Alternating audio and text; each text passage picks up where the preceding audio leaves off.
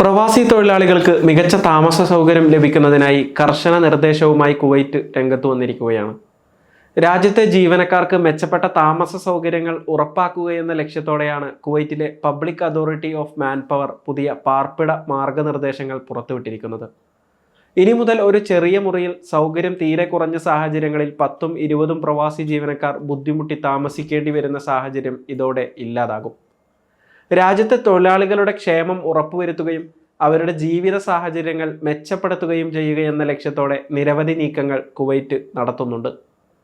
രാജ്യത്തെ തൊഴിൽ വകുപ്പ് കൈകാര്യം ചെയ്യുന്ന പബ്ലിക് അതോറിറ്റി ഓഫ് മാൻപവർ നടപ്പിലാക്കിയ ഈ പുതിയ ഭവന മാർഗനിർദ്ദേശങ്ങൾ പ്രകാരം തൊഴിലാളികൾക്ക് മികച്ച താമസ സൗകര്യം ഉറപ്പുവരുത്തേണ്ടത് തൊഴിലുടമയുടെ ഉത്തരവാദിത്തമാണ്.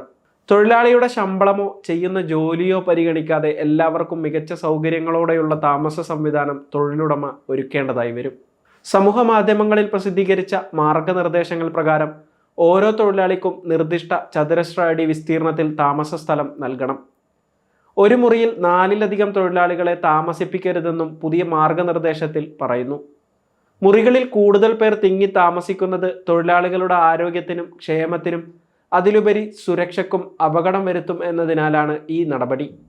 വിവിധ മേഖലകളിലെ തൊഴിലാളികൾക്ക് മെച്ചപ്പെട്ട ജീവിത സാഹചര്യങ്ങൾ ഉറപ്പുവരുത്തുന്നതിനുള്ള മന്ത്രാലയത്തിൻ്റെ ശ്രമങ്ങളുടെ ഭാഗം കൂടിയാണ് ഈ തീരുമാനം.